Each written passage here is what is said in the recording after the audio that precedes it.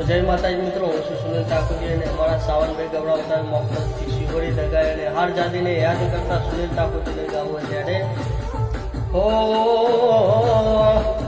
મને મારી માતાએ કીધેલું છે, મને મારી શિહોરીએ કીધેલું છે, મારું કોમ પડે તો મને યાદ કરજે.